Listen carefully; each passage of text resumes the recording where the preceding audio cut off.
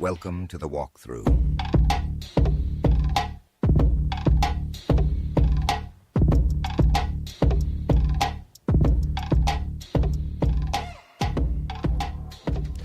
What is going on, everybody? Welcome to the very, very special Week 12 edition of the walkthrough. I am your host, of course, the authentic one, Mr. Matty Kiwoom, and joined by the host of America's Game, the conductor of the Start or Shit each and every Sunday, my man, Eric Vanek. Eric, what's going on? What's going on, man? Yeah, not much, man. Get ready for Week 12 here. We had a couple injuries already coming up today. You know, Jackson Dart's out, didn't clear protocol, all that fun stuff. We had a shitty game last night, too, so, yeah. Yeah, we're not thinking about last night's game. We're not thinking about the fact that there was a lot of Houston defenses benched because of Josh Allen. A lot of Josh Allen started despite Houston defense, and no one's happy about the decisions that happened. Unless you rostered James Cook, then you're perennially happy that that man is on your football team. But, of course, we're going to walk you through the entire Week 12 slate. Do or die week, right? In a lot of redraft leagues. There's a lot of fantasy playoffs on the line in Week 12. Are you fighting for any playoff spots in any of your leagues this week? I'm sure I am, yeah. There's plenty of leagues that I'm in. I'm in so many freaking leagues. So, yeah, I would say I'm definitely fighting for, my playoff ship here. Also trying to get into my rosters and try and make moves to improve my rosters to going into the playoffs. And then also if I'm just completely out of it, just sell anyone that's really not worth it either. So been working on that this whole week and gotten some deals done. So, yeah, been doing that. Speaking of deals, too, a lot of trade deadlines. Do you have any? Do you still do deadlines? I've tried to abolish deadlines in every one of my leagues. You know, I'm always one of the ones that I like to have the deadline right before the playoffs start. I just don't think you should be allowed to trade during the playoffs personally because there's just so many people that just fuck people over because of it and just sell, I'm going to give you a Jonathan Taylor and Christian McCaffrey for a first or something, It's like something completely fucking stupid, and it ruins the entire playoffs for me. So I don't like it personally. I've always been against it. I have a bunch of leagues that do have it, so I just kind of deal with it. But I'm not one to go and just sell my soul to go win it, like that. Yeah, there's a lot of that happens. I mean, any sport, there's no trading in the playoffs in the NBA, NFL, MLB. There's no trading in the fucking playoffs. Why the fuck would we do it in fantasy? That's what I don't get. You got to keep it above board, though. So if you do have a trade deadline that doesn't go or goes into the playoffs, don't be out there just selling your best players out. If you weren't going to sell in Week 12 for a first, don't sell. Yeah, and that's most of my first experience in a league like this is probably what has ruined me. Is somebody? This is the height of Antonio Brown. When and somebody sold him to our opponent in the game for a first, and that was it. And of course he won because he had Antonio Brown. Got sold to him. I got salty for it, and I've just been salty for it for years. So fuck everybody on the trade deadlines. All right, let's get into it. Let's get to the first game here. There's a few blowouts to start, but we'll get better. The New York Football Giants are 2-9. They head to Detroit to take on the 6-4 Lions. 13.5 points in favor of the Giants. 50.5 over/under. No Jackson Dart, Jameis Winston in. Maybe that's why the number is up. The money line, if you want the juice, of course, it's for the Giants plus 600, minus 1,000 for the Lions. Giants, Jameis Winston wasn't terrible, but it wasn't great for the pass catchers. It was good for the running backs. What are we expecting here in Detroit? I'm thinking it's going to have to be Jameis kind of leading them back from behind. I think this is kind of a get-right game here for Detroit after last week against the Eagles. Got pretty much shut down. So I think they're going to have to, get rolling here a little bit again. And with,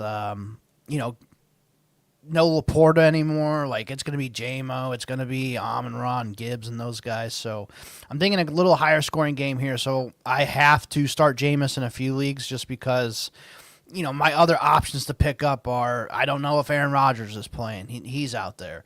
There's your Tyler Shucks, your Cam Wards, Shador Sanders, Geno Smiths. Like, I don't really want to play any of those guys. I'll bet on Jameis, and hopefully he can come back a little bit. Yeah, Jameis, the matchup's not terrible. Lions, 12th most advantageous for quarterbacks, over under 50.5. Those are the indicators we're looking for. Jameis, though, let's play a little name game. Jameis Winston or Jacoby Brissett? Yeah, Jacoby doesn't have Marvin Harrison this week, too, but he was fantastic last week. I think I'm going to go with Jacoby just because he's been pretty solid for like a month straight now. So I'm going to go Jacoby. Jameis Winston or Dak Prescott in a tough matchup against the Eagles? I think I'd still play Dak. And Jameis Winston or recently in Fuego Bryce Young? Definitely Jameis. I'm not trusting Bryce on the road in San Francisco on a Monday night. No thanks. That's a brutal, brutal trust spot. But other than that, the running backs, we're going back to the Tyron Tracy well. Yep. Devin Singletary, he's getting a shit ton of goal line carries. On the season, he ranks amongst some of the best at the position, despite really only having a minimal role most of the season. They give him the ball in the quick. So with an over-under of 50, this is where you play those type of players, right? This is where you get those guys in. Yeah, he's a flex play. There's enough teams on bye this week. We got 4 teams on buys that you might have to throw Singletary into a lineup. I know I have to throw him into like maybe 1 or 2. So, yeah, I'm okay with it. And on the Lions side of things, it's everybody fired up, right? Everyone has a good matchup. Yeah. Goff has a good matchup. Brock Wright, though, tight end buy? I would probably say no. I don't think he gets the volume like that Laporta would get. Like if you want 2 for 18 and maybe he gets a touchdown, sure. But there's a lot of other guys out there I'd rather play than Brock Wright. Yeah, you'd have to be in desperation mode. I mean, strong desperation. Like you're deciding between Brock Wright or picking up Pat Fryermuth, JT Sanders, Michael Mayer. Like it's the dump. So yeah, I'm not looking for. But everybody else in the Lions offense, obviously we're gonna fire them right up. Let's move on to the next game. 2-8 New York Jets head to Baltimore to take on the 5-5 Ravens. Minus 13.5 for the hometown Ravens. Over under 44.5. Plus 900 for the Jets. Minus 1,800 for the Ravens. Jets side of things. No Garrett Wilson. No Justin Fields. Insert Tyron Tracy. They want to see what they have in John Mechie, A.D. Mitchell, Isaiah Williams. But to me, it's Breece Hall. That's the only guy I'm interested in from the Jets, right? Yeah, I think he's like an RB2, but I think I have a league where I'm probably benching him. So it's like it's not like he's a lock to go into my lineup. So yeah, I mean like Tyrod's a very back end quarterback this week for me.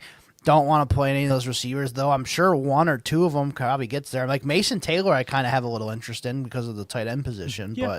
But other than that, no. I mean, I think, Breece and Taylor are probably the only 2 I'd even consider playing. Breece Hall or Sean Tucker now that Bucky Irving's been ruled out? I think I'm going to go Sean Tucker. Ooh. Things you just didn't expect to hear 12 weeks ago, my friend. Mm-hmm. But you are not crazy to say that. And on the Ravens side of things, Lamar, he's been bad. But you're going to play him in this matchup, and it seems like pretty status quo in terms of start-sits throughout the Ravens lineup, right? Yeah, I mean, he came back and, threw 4 touchdowns against Minnesota, right? Or no, he had a shitty game against Minnesota. No, he had a good game against Miami. And then he had a dud against Minnesota and a dud against Cleveland. Yeah, that's right. Okay.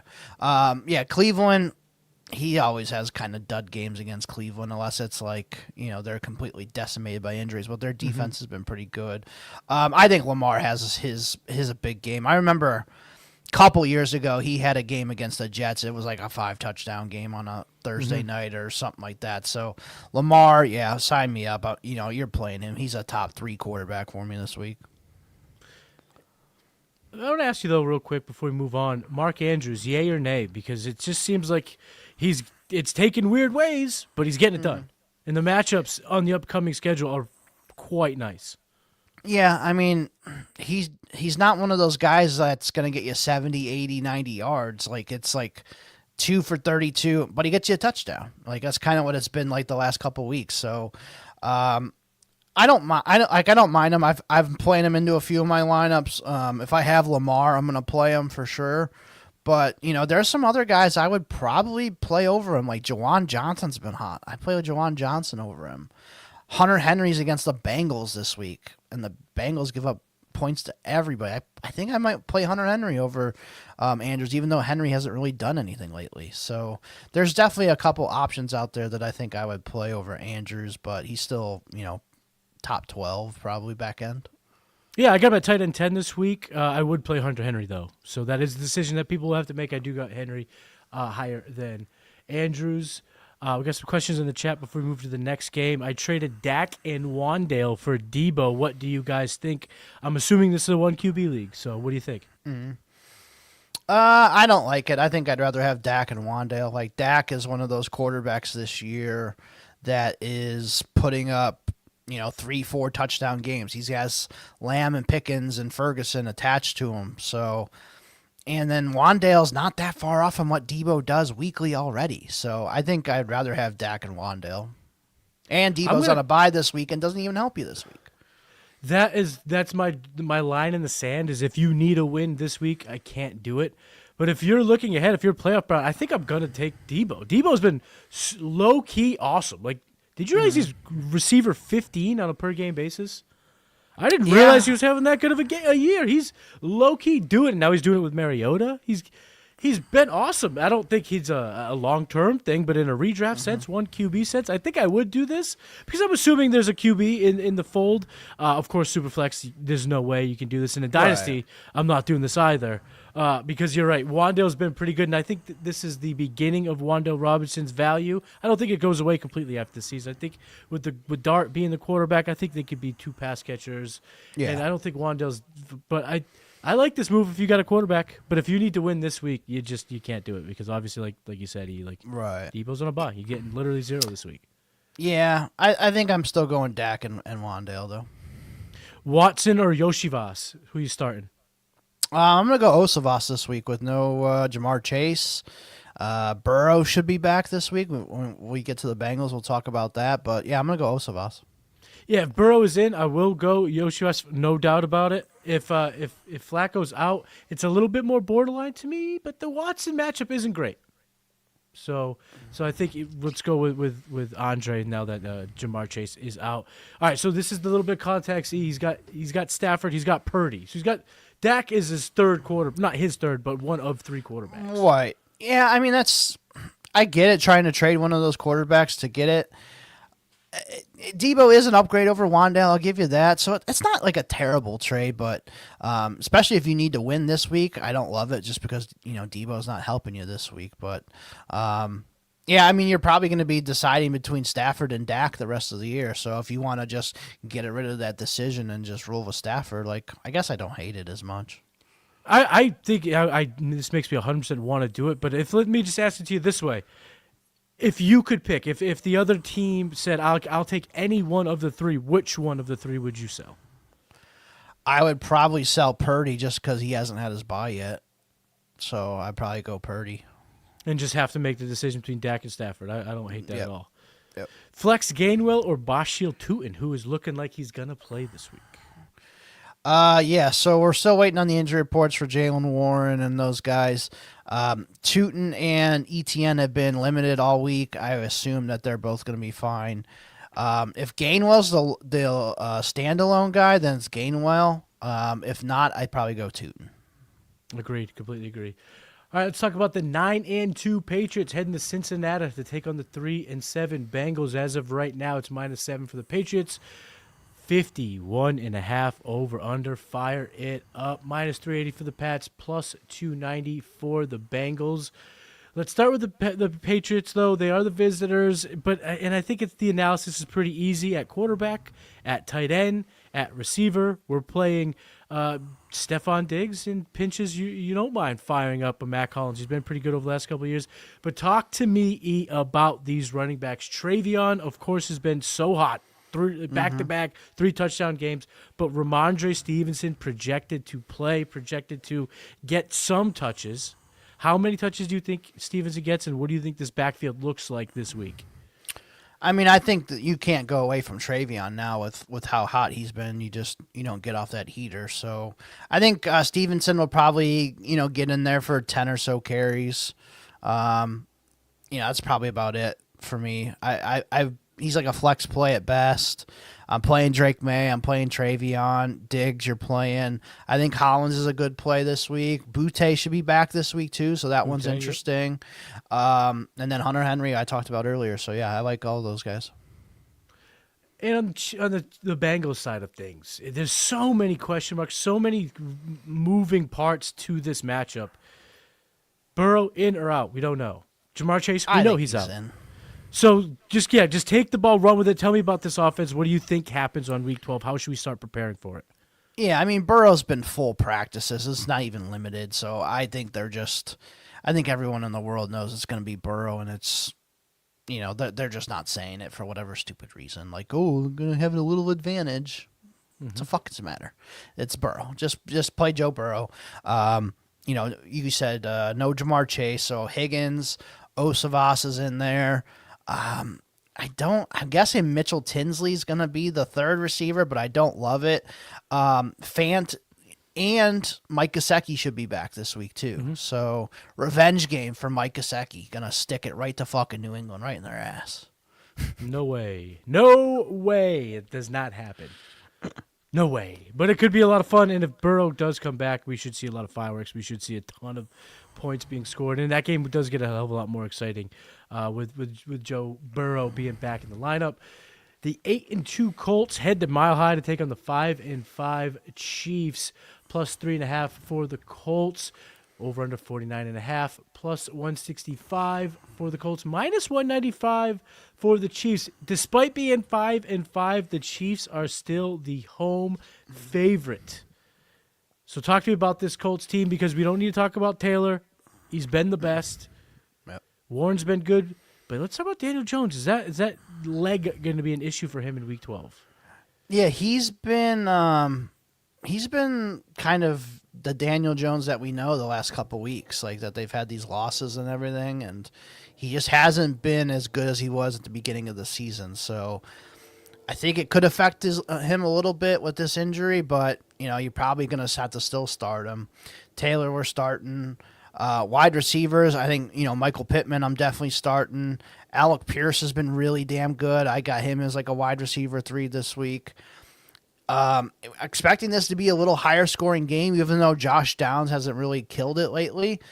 This is the kind of game that you would play Josh Downs where they have to score a little bit more. So playing Josh Downs isn't terrible. And then obviously right. Tyler Warren you're playing too. So, yeah, I think this is going to kind of be a lower scoring game, honestly. Maybe like 21-20, 23-24, something like that. Where these defenses show up a little bit more. Ooh, smash the under for this game. Again, 49.5. And on the Chiefs side of things, Pat Mahomes started off QB1 on fire. He's definitely cooled off as of late. Rashee Rice, Travis Kelce, what do the Chiefs look like in Week 12? Yeah, we just got word that Pacheco is ruled out, so no Pacheco this week, so it's going to be Kareem Hunt again. So yeah, play Kareem Hunt your last week or trade him, one or the other. Receivers, Rashee Rice, definitely like him for sure. Xavier Worthy's been dealing with an ankle injury, been limited the first 2 days. I'm assuming he plays right now, but he hasn't been very good, so I've kind of benched him in some spots where I'm pretty deep at receiver. Your Hollywood Brown, sure, flex play. Hoping for the best, and then Kelce you're playing. Yeah, the Brown experiment. That's really just the guy that you need in desperation mode, because it could be 0, it could be 8. It just hasn't really had even. They a spike spread week, it around so much too. Like Tyquan Thornton's still alive, and that's right, 60-yard catch last week or whatever, something like that. Big game. So tough to make the moves on the margins there for the Chiefs offense, but you're playing the usual suspects. Despite, a game that maybe might not score as many points as projected. The 7-3 Seahawks head to Tennessee to take on the 1-9 Titans, minus 13.5 for the Seahawks. Over under 40.5. That is disgusting. Minus 1,400 for the Seahawks, plus 750 for the Titans. Seahawks, it's really just become JSN and maybe Kenneth Walker's back. What do you think you're going to play here on that side of things? Is the Hawks total 40.5 on their own? It's got to be. It's got to be. Jesus. Yeah, I mean, I got to play Darnold, but it could be one of those games where he's like, they're up so much where he only throws 12 passes again. You have to kind of look out for that. So, I just don't see much of a fight coming here from the Titans. So, Darnold's probably on my lower end of my quarterbacks this week. It's hit or miss. Like, are they going to score all their points rushing, or are they going to score all their points receiving? It's like I don't know what to do here. So it's one of those, because they're not going to be throwing the ball 40 times in this game at all. Right, exactly. I do think Walker and Charbonnet both can get there this week, so I like both of them quite a bit. If I have a league where I have them both, I can't play them both this week. I'm going to start Walker just because he has more rushing yards on the year and hoping that he scores. But I swear to God, I've done this twice this year where I haven't played them both, and I'm like 0 for 2 on this, so don't trust me. JSN should get there. He should eat. I wouldn't be surprised if Shaheed finally gets his big play too. I would like to see that. I don't really want to play Cooper Kupp. And A.J. Barner was fantastic last week. I had to play him in a bunch of spots, and he was great. Yeah. But I'm just not expecting a big passing game here, so I would try to avoid Barner if I could. Is there anyone on the Tennessee Titans you want to put in your fantasy lineup? Anyone at all? No. No. Right. I mean, No, Tajay hasn't taken. Nope. Yeah, I mean, Tajay and Pollard have been okay. But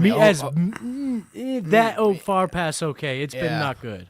Yeah, and then Amonor just got ruled out, so it's Chimere Dike, it's Van Jefferson, Mason Kinsey. And you're going to start some Mason Kinsey this week, Matty? No. And then, I mean, Chig's been okay. Like, if you have to play Chig, I don't mind that one. That could be a decent play. But other than that, yeah, I'm not really playing any Titans. Chig has disappeared at times, though. I mean, you're looking through some of his scoring. It's just last time they he has don't have double anybody digits to week throw 6. to this week. Yeah, they don't have anybody to throw to now. Yeah, that's true. That's true.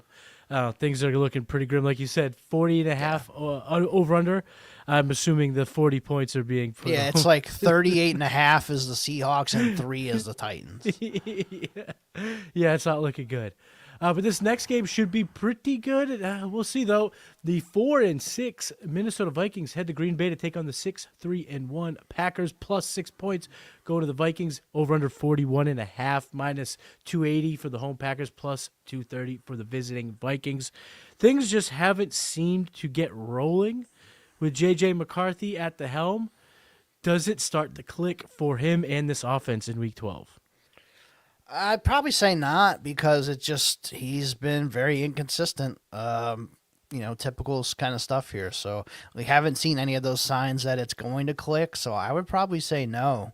Aaron Jones is probably the only running back there I want to play. I mean, I know Jordan Mason had a touchdown last week, but he's been kind of non-existent lately since Aaron Jones came back. Wide receivers, you got to play Justin Jefferson.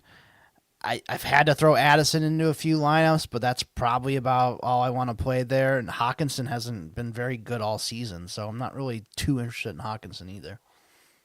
It's tough sledding right now. What do you think of the Aaron Jones outlook rest of season? Because the schedule looks good, and he's been the lead back as he's come back. So, this week the matchup isn't great on paper, but we're probably still playing him as like a running back 2 flex. But what do you think his rest of the season outlook is?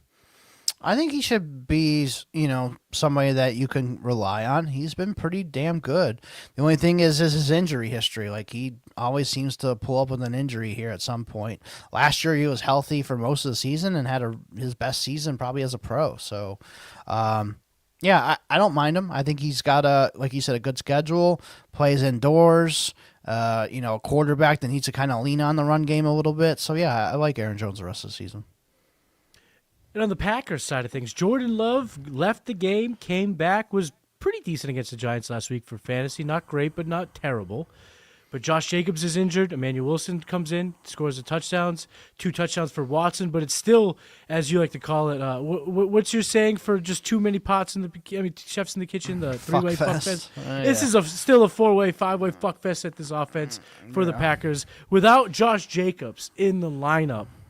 What does it look like in Week 12? Who can we rely on from this Packers offense?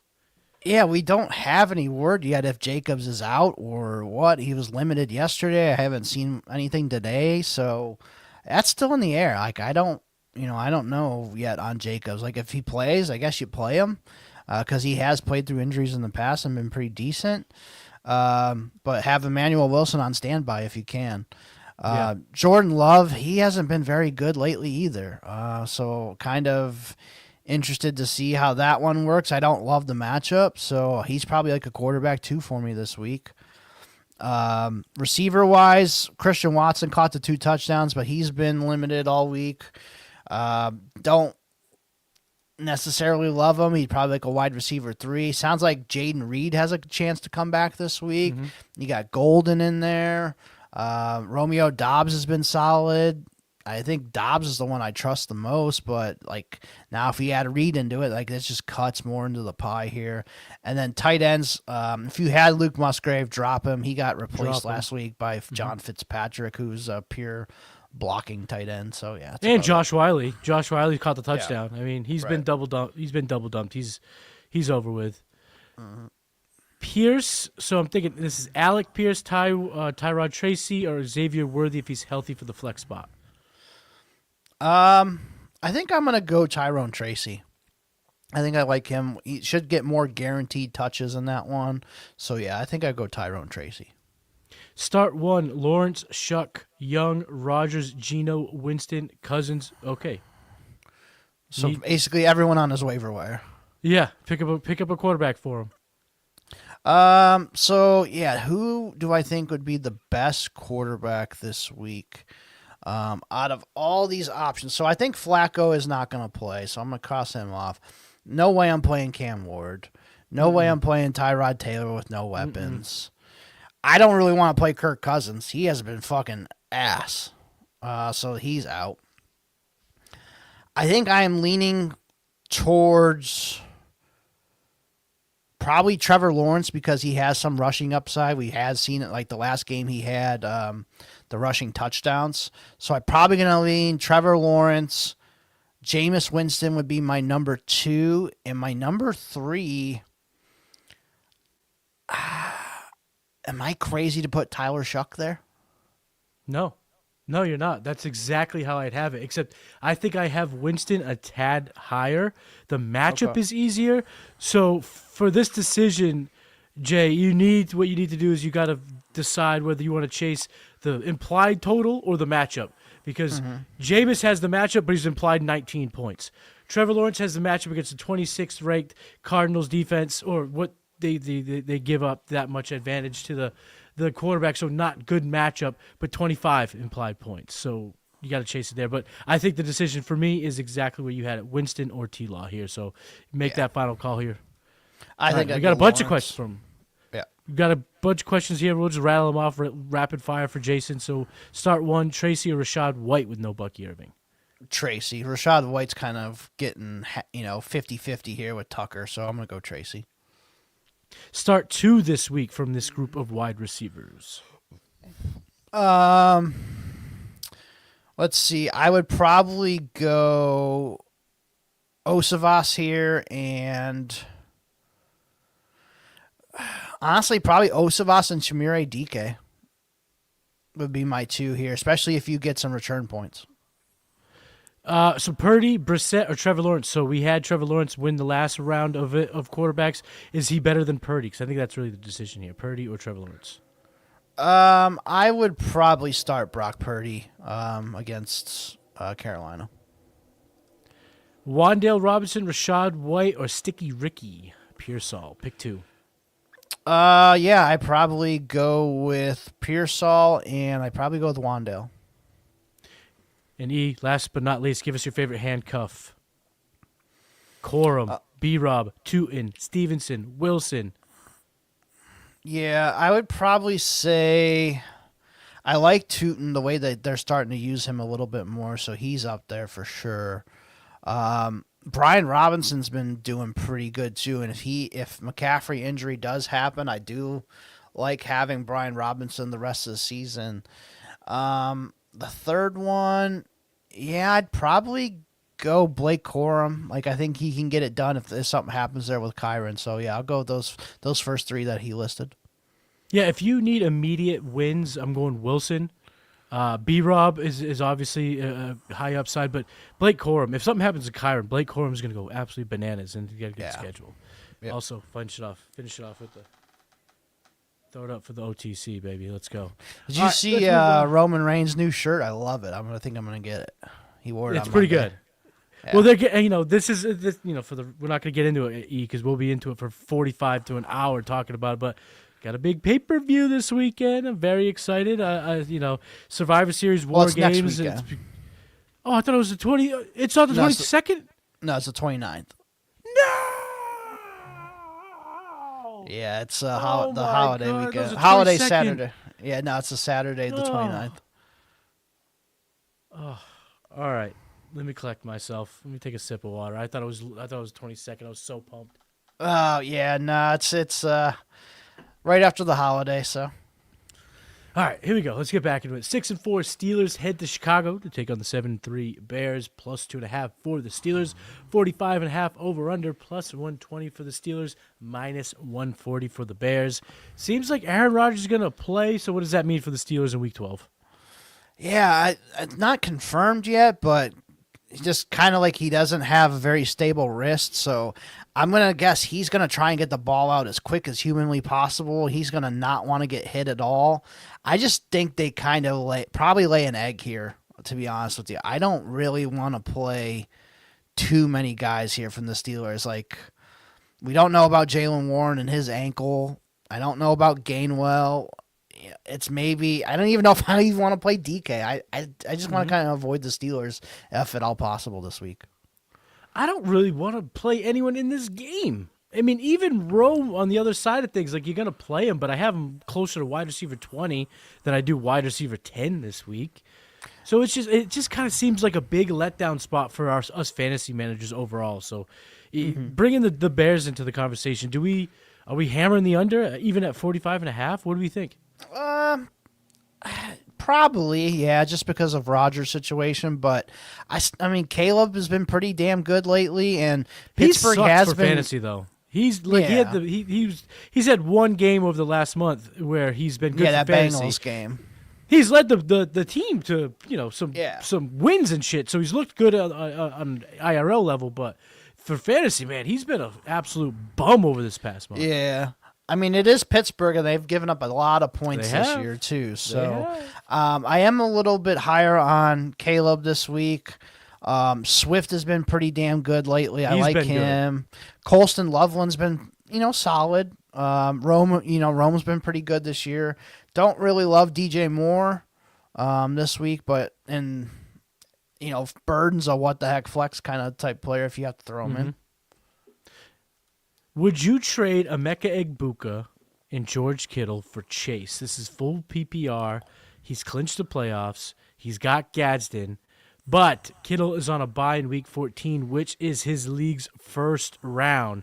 So he wouldn't even have him for the first round of the playoffs. So are you moving Egbuka and Kittle for Chase?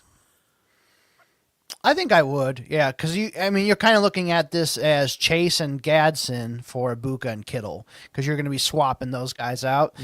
So I'd rather have Chase over Ibuka for sure, and then especially with Joe Burrow back, and then Kittle Gadsden I don't think is that far off from each other. So I think George Kittle can kill it this week though. He's got a great matchup against Carolina, but I see what you're saying, like especially if your league's first round is Week 14.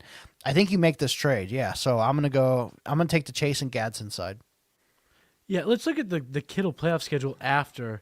He's got Tennessee in Week 15, which is not great for tight ends, but he's got two good ones in the championship. But I think because your playoffs start in Week 14, go with Chase. You're gonna have the biggest. He's gonna have the highest projection, the biggest chance to score fantasy points. So I think I'm making the trade too. Pick 2 of Xavier Worthy, Kayshon Boutte, or Darius Slayton. I don't think Slayton's going to play. Slayton's off the injury report that I just reported. Oh, he did. Okay, so he practiced full today. So right, I would probably go Slayton and Worthy, but I don't love the Worthy one. The emergence of Mac Hollins does make me a little bit more nervous for Booty, who has had, caught a touchdown on 25% of his targets. It was unreal. So I'm not chasing that efficiency. If I'm going to go big, go in the deep ball, give me the receiver attached to Patrick Mahomes and give me the receiver attached to Jameis Winston. I'm going to go with those two. I'm going to bench Booty out of the two. All right, let's get to the 4 o'clock slate. It's 6-4 Jaguars head to Arizona, take on the 3-7 Cardinals. -3 for the Jags. Over under 47.5. -165 for the Jags. +140 for the Cardinals. We talked a little about Trevor Lawrence, but talk to me about his pass catchers. BTJ, are we going to fire it up? Are we going to trust it? Parker Washington, newcomer Jacoby Myers. How do we see it shaking out in Arizona?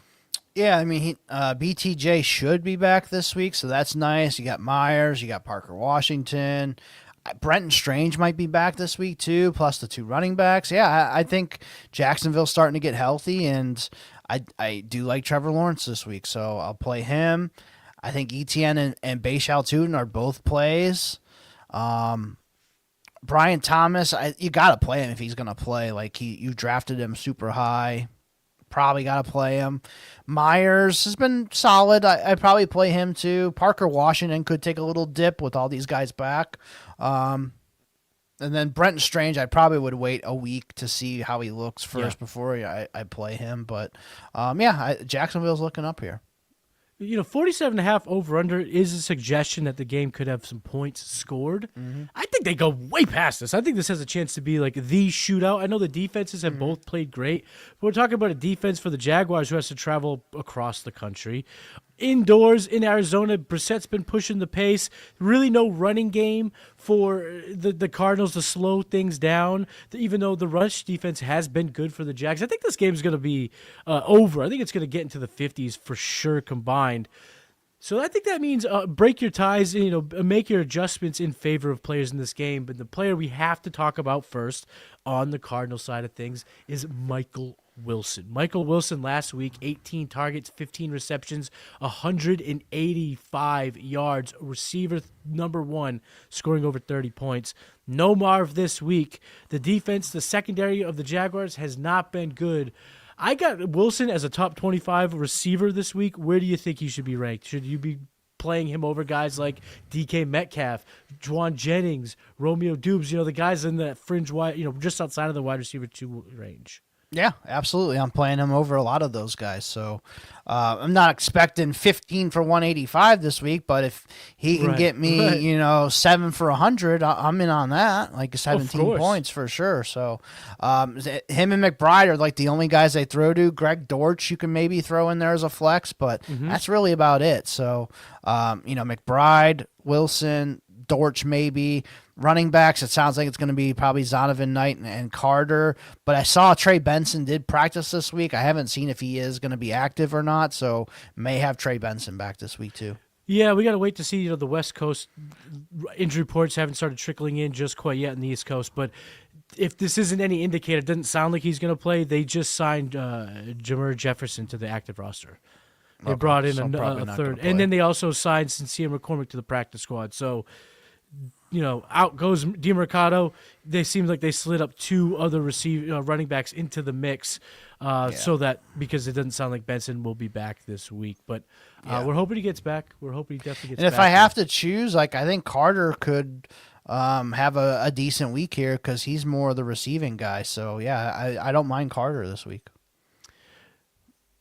All right, let's move on to – I had a question for you, but then I think I kind of talked myself out of it. It's clear. I was going to say Sean Tucker, Michael Carter. Is there a favorite there? But I think we're Tucker. Yeah. Tucker, yeah. Yep. All right, the 2-8 Browns head to Vegas to take on the 2-8 Raiders. +4 for Shador in Vegas. Over under 36.5. Grotesque. +165 for the Browns. -195 for the Raiders. Let's start there. You got to start with Shador. Is he going to bring a spark to this offense, or is Max Crosby going to have 12 sacks? Probably Max Crosby's going to have 12 sacks, and Tyree Wilson will have his first big game ever. So, yeah, I'm Yeah, I was gonna. So I literally logged in at work today on the FanDuel to look at. I'm like, man, I'm taking all the Browns unders this week, kind of like I did with the Jets a couple weeks ago against the Patriots. And it worked. That worked, by the way. Yeah. And besides, the only I thing put that didn't hit was Kyle Williams. Williams. A stupid over. Why did we do the over? We both did it. Yeah, I don't know. Otherwise, we would have been won a lot of money. Yeah. I went to go look at the unders, and like his passing yards is like 158. Like Jerry Judy's like 34 yards. I'm like, Jesus, they've already penciled all this in, so it's like so tough to play it. But I'm like, I might just play it anyways and just play the unders here. Yeah, I don't want to play anybody on the Browns other than Quinshon Judkins and maybe Fannin. Yeah, he's like doesn't sound like Njoku's going to play either. So. No, he's trending in the opposite direction, the wrong direction, I should say. But on the Raiders side of things, Geno's been absolutely terrible. Ginty's been kind of a bust in terms of where he had to be taken in redraft leagues. Bowers looks good.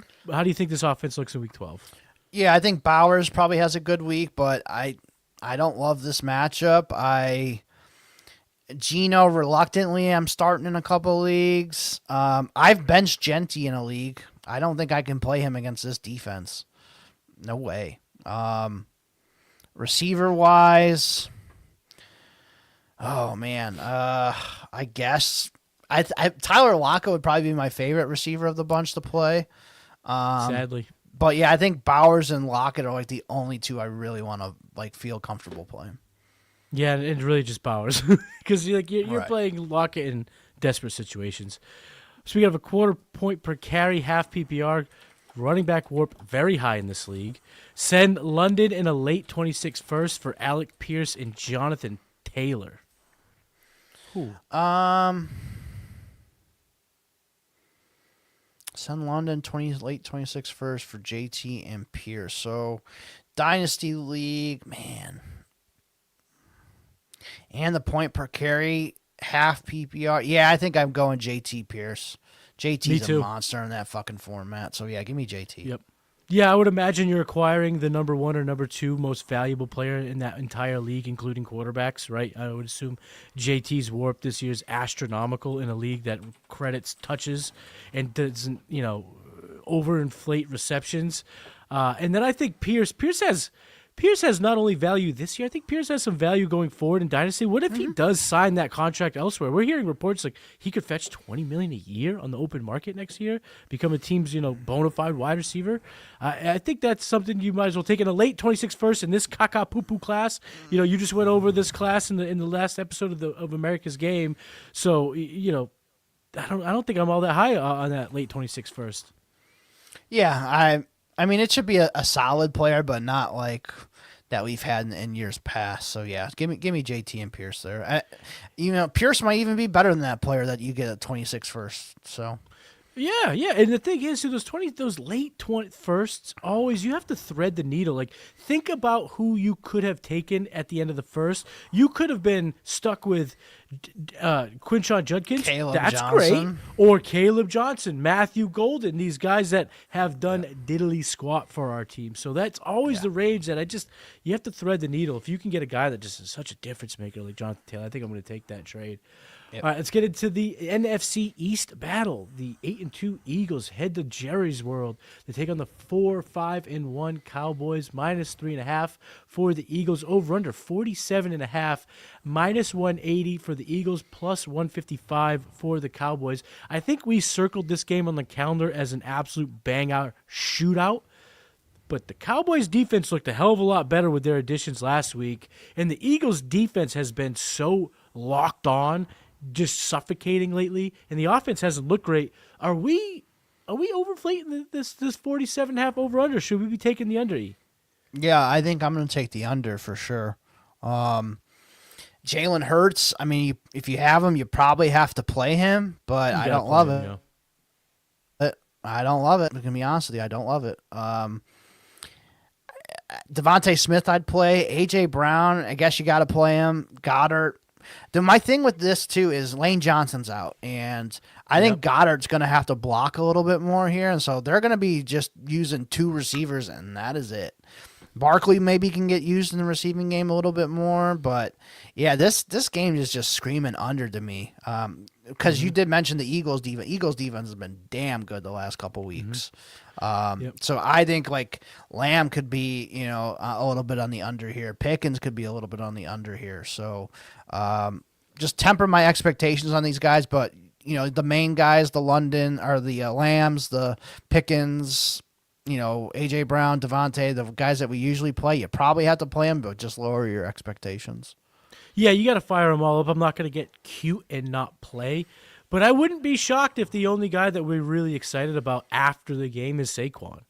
Both defenses are kind of uniquely in a place where they're kind of built to not stop the opposing offense, but at least kind of stagnate it, especially with this addition of Quinnen Williams. It's kind of made that that defensive pass rush and the way that defensive line work looked a hell of a lot better, at least for 1 week. It was the Raiders. I get it. This is a totally different beast, but you're saying no Lane Johnson. We're talking about their best tackle being out. Yeah, I might go throw in a big unders. After this show here, I might go throw in a big unders bet on this game. Let's take Lamb unders and Barkley unders, all those guys. Yeah, I just think it's going to be tough, especially if Ravel, who looked the part 1 weekend. I know they don't got anyone to catch the ball on the receiver side, so yes, but we like the kid coming out of East Carolina, and now he's back healthy. It could make a big difference. That defense can look way different throughout. But we talked about it here. We're playing them all. We don't have to get into this. We're going to play them all, but just be a little bit, temper expectations, as you mentioned. The 3-7 Falcons head to the 2-8 Saints. Stinker of the week, everybody. Plus 2.5 for the Falcons. Over under 40.5. Gross. Plus 1. That might be another under I hammer. Jesus. 40.5, and the under looks appetizing. Yeah, like this is worse. This is higher than the freaking Browns and Raiders game. Like, yeah, come on. Like, anyways, Atlanta side, Kirk Cousins has looked like absolute fucking trash. Dust. And he doesn't have anybody. So, like, I don't love that. Bijan can do Bijan things. You're still playing him. I think they should probably have Kirk Cousins be a game manager and let Bijan and Algier run this game. Darnell Mooney is the wide receiver 1. You got to play him, but I don't love it. It's like a wide receiver 3 for me. I think Kyle Pitts could be the one who benefits the most just because there is really nobody else to throw to. And I think Pitts could, maybe do some damage here to the safeties and linebackers of the Saints. So I do like Pitts in this one. I have him probably more in my tight end 1 this week. I know, like you mentioned earlier, Andrews or Pitts. I'd probably play Pitts over Andrews. Yeah, I have him back-to-back in my ranks, so I'm not really opposed to that. But doesn't this game seem... I mean, would you be shocked, if between Algier and Bijan Robinson, they carry the ball 40 times? No, that wouldn't shock me at all. Yeah, it just feels... in terms of the game flow, do the Saints have anything that's going to push the pace? I don't see anyone pushing the pace in this game. Yeah, I don't see it at all either, so yeah, I'm with you. Unders on the Saints things like we mentioned.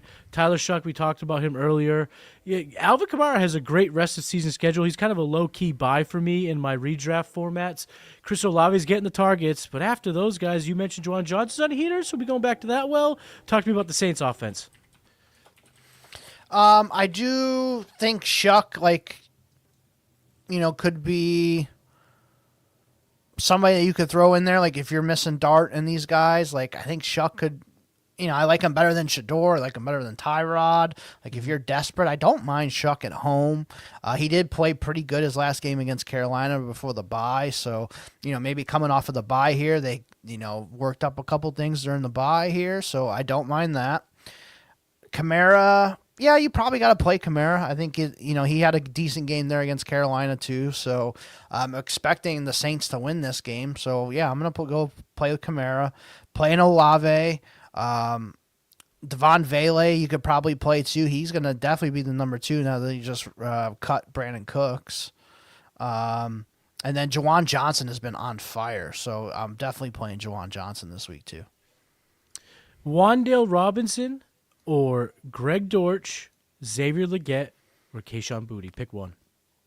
Yeah, and he mentioned league counts return yards, I think that would push me towards Dortch, but I do like Wandale too. Indoors against the Lions, it's between Wandale and Dortch for me. Like if it's, just kind of look at your stats from your league and just kind of see what Greg Dortch has been scoring. If it looks pretty, if he's double digits like every single week because of the return yards, I probably play Dortch, but if not, probably Wandale. In a PPR league, this guy offered BTJ in a mid-first for Achane. If that doesn't get it done, how much are you giving up for Achane? I'm probably not going much higher than that. Like, if the dude wants a third, sure, you kick in the third or somebody equivalent to that, but I'm probably not going much more than that. I think you're in the ballpark. This is something I would definitely do. BTJ just has some things to sort out rest of season where Achane is locked and loaded, top 5 running back every single week. And that first, I'm assuming mid-first, if it's yours, you could essentially count it to be worse if you get Achane, I would say. So that could come a late first. If it's not yours, then, of course, you're kind of just projecting first. But I think this is where I'm at. You said add a third, add a bench player, add something that helps them in the short term if that's what they're looking for, fine. But this is about the range I think you're comfortable with, Achane. Right.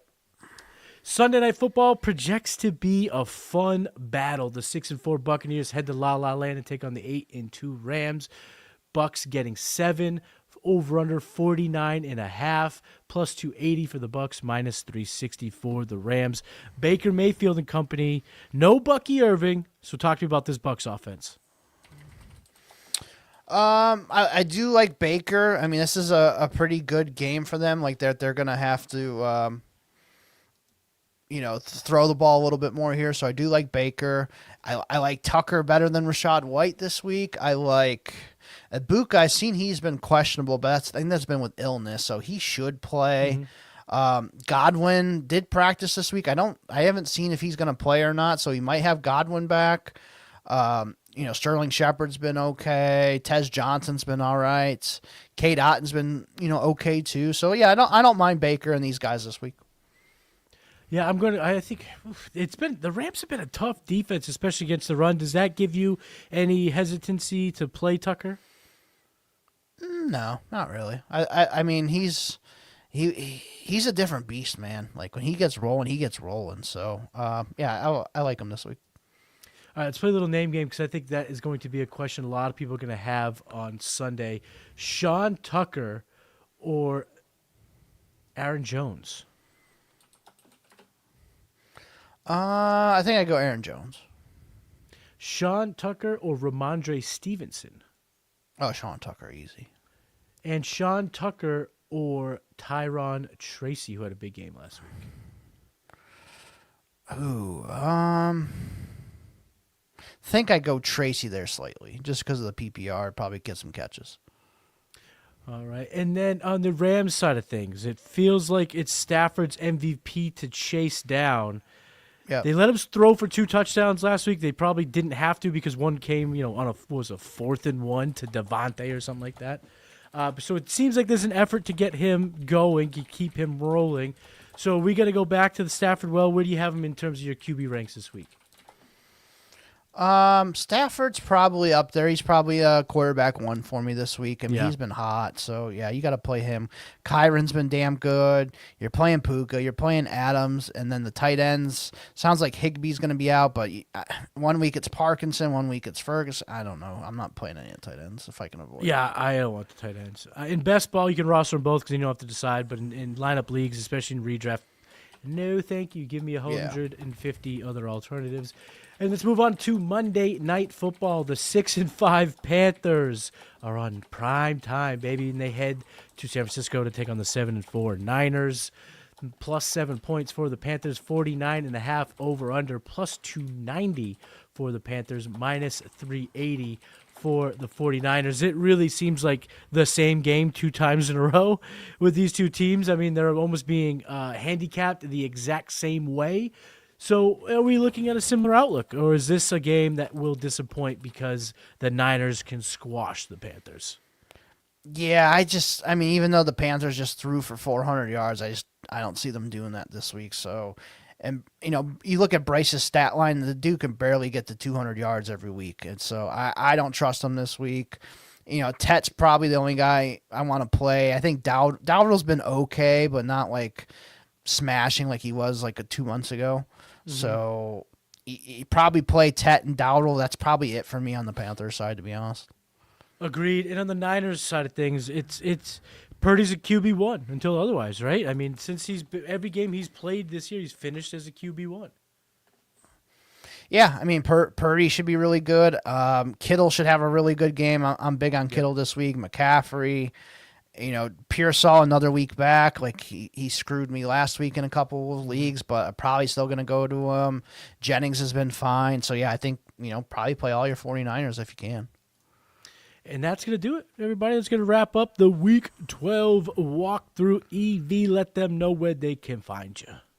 Yeah, at Eric Vanek NFL. You can follow me there. Join us on Sunday, Start Sit Show right on this channel. We'll help you with some more of your Start Sit questions. So, yeah, check us out there. SouthHarmonFF.com. Make sure you are subscribed to the South Harmon Fantasy Football Network. Like this video. Leave a comment. Who are some of your favorite sleepers in the Week 12 slate? I am Matty Kiwoom. We will see you next week for a special holiday edition. We'll have to figure out when we're going to do it. It just hit me that Thanksgiving's on Thursday. We usually use it on Thursdays. Maybe we do it another Friday edition. I don't know. We'll figure it out. Or Ian and I will talk about Wednesday. Yeah, we'll figure it out. We could do a little pre-Thanksgiving Eve. That would be fun. Yeah, we'll talk about it, but you come back next week for the Week 13 edition of the walkthrough. We'll see you. Peace.